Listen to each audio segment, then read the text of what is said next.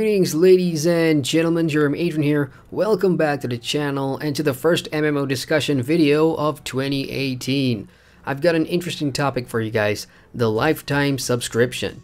What's the deal? Is it good? Is it bad? And where have they gone? For those of you that are new to MMORPGs and haven't heard the term before, a lifetime subscription is pretty self-explanatory. It's a payment model that allows you to pay a hefty amount of money upfront to play the MMO indefinitely instead of paying a monthly fee. Lifetime subs were pretty popular in the last decade, with many notable MMOs launching with that lifetime option. Let's throw a few names out there. Some of them you folks already know, which includes The Lord of the Rings Online, DC Universe Online, Star Trek Online, and even the more recent The Secret World, which launched in 2012, also included a lifetime option. Now, out of that list, most of them have dropped that option for reasons we'll explore, and only Star Trek Online still offers it today. And while there are many other games out there, not just MMOs, that still offers the lifetime sub, the bigger, more established MMORPGs have all but stayed clear of it. Think of World of Warcraft, Final Fantasy XIV, Guild Wars 2, and ESO to name a few. Why though? Well, to understand the impact of having a lifetime sub, we'll need to assess what it brings to the table for both developers and players. Now, disclaimer here, there are no published statistics or hard data I can use to support any of the arguments here, so I'm banking on my research, experience of being a lifer, and both my opinions and yours to create an interesting discussion today. Hey, that's what the MMO discussion series is all about. So let's have some fun with this, beginning with the pros and cons of the lifetime sub.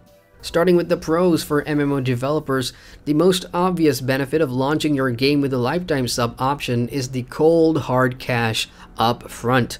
Especially in the early days of your game's launch, that revenue can be excellent for a whole bunch of things, including funding the first major content update maybe. I don't know, I've never worked in a studio before, so I'm not too sure where or how that money is used.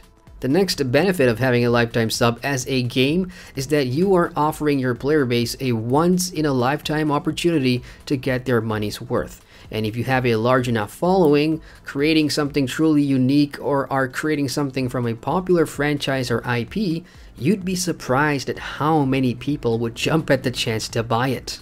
It offers players that chance to invest in something they believe in, hence building a stronger and more invested relationship between the players, your studio, and your game. From a marketing perspective, we have a term for that, and it's called brand loyalty. In my experience, lifers more often than not are the most loyal among your player base. They'll stick with you through thick and thin, and that's not just because they want to get the most out of their lifetime sub. They're also pretty staunch supporters when it comes to influencing others or defending your game, as long as you don't screw up badly. Now, from the player side of things, the biggest and probably only pro is the value for money, assuming the game stays online for a very long time.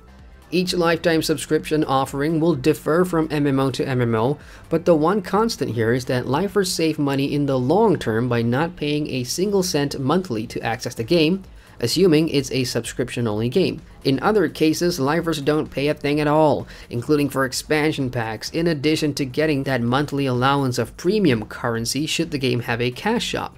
I know from experience, a bunch of my lifer Lotro friends are happy that they got their Lotro lifetime subs, and since it's 10 years old and counting now, they've more than gotten their money's worth. Sure, it is expensive, like for me. I paid 199 euros to buy a lifetime sub for The Secret World, and that's about $1,000 in my currency. Did I break even? As of today, yes. On to the cons now for developers, and I feel the biggest con of the lifetime sub is usually caused when they've offered it for too long, and when a majority of your player base are lifers. Again, there's no factual data here, but I would think that majority of lifers in a game don't expect to pull out their wallets, considering they've already invested heavily early on. Now, I don't know how many of you are lifers or actually do this, but yeah, you don't want to be spending any more money. I'm sure there are lifetimers out there that will still occasionally buy additional stuff from cash shops or to top up your currency to support the game, and that's great. But I feel the people that do this are in the minority, and for developers, they're probably not making as much as they would like from this particular player base.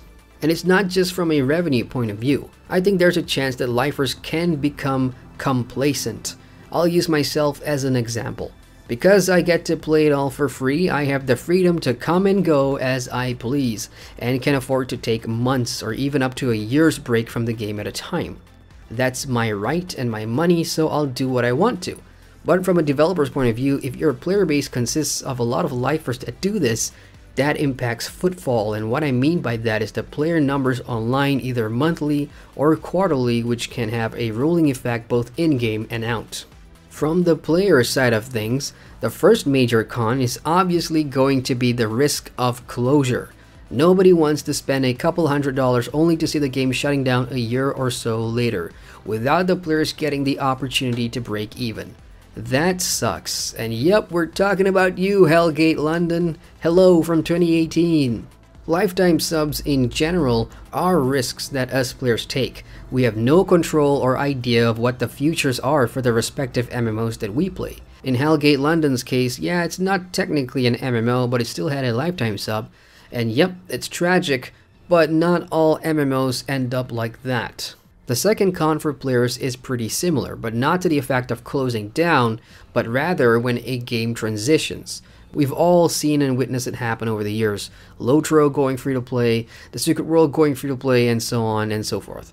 Now these transitions are terrible times for lifers because it causes periods of uncertainty, like what will happen to our investments and if anything will change with regard to what we paid for. I can't speak about Lotro's free-to-play transition as I wasn't there at the time, but I'd imagine lifers would not have been too happy. I can, however, again from experience, talk about the Secret World's relaunch to Secret World Legends. Now, TSW lifers came out in droves, and depending on how you see it, you'd say Funcom messed up or they didn't. But the bottom line is, I think we were all afraid that our subs would go away, or be devalued to offer nothing extraordinary that we paid more for in comparison to what free players are getting for free. So to wrap the pros and cons section up, I think that players have the most to gain from a lifetime sub, and the most to lose as well. As for why did all these MMOs launch with and got rid of the lifetime sub, I strongly believe that a lot of them, again, offered it for way too long, and because of how the market's changed today into free-to-play and such, they were not making enough money from that particular group, and now more of the modern MMOs are not even going to think about getting one or going down that path. Personally, I don't think the lifetime sub is that bad at all. Just announce it at launch and keep the window short, maybe 6 months maximum, and market the hell out of it and then get rid of the option to buy one. Does that mean that lifetime subs are gone forever from the industry? Not quite. We've seen it make appearances here and there in different forms. For example, upcoming MMORPG Ashes of Creation by Intrepid Studios did the smart thing of offering a lifetime sub for $400 during their Kickstarter campaign, and now it's gone since the campaign is over. That's pretty clever. Crowfall 2 had one pledge package that offered 5 years of VIP at one go, so I think we'll definitely still see it again in some form, but not the way it used to be like in the late 2000s. With the exception of Star Trek Online, of course. I'm not sure what they're doing over there. As for games like World of Warcraft and Guild Wars 2 and ESO, they really don't need to even consider it, especially WoW, since their subscription model has been in place for years. Even though I know millions would jump at the chance and sell their dogs and their cars and their house to buy a lifetime sub for Warcraft, I think it's a smart thing not to have it, as they'd be losing a lot more money due to the sheer popularity of the game and how many play per month. Same applies to the other big guns. So to wrap up this discussion video, I've got questions for you. What do you think of the lifetime subscription model? And which games do you wish offered them today? For those of you with lifetime subs, do you regret it or are you happy with your purchase? And finally, if you have any happy or horror stories regarding the model, please share them in the comments section below. Let the discussions begin. So hit that like button if you enjoy the content, and if you're new here, feel free to subscribe to my channel for more MMO videos. If you'd like to support me on Patreon, check out the links above and below. Once again, I'm Adrian, and I thank you for watching. Hey, welcome to the end screen. If you've made it this far, it means you've watched the entire video, and I thank you very much for that. If you want to watch more videos, you can click the cards at the bottom here, anyone would do. And you can subscribe to my channel by hitting the big round button here to get notifications on all my latest videos. See you guys in the next video.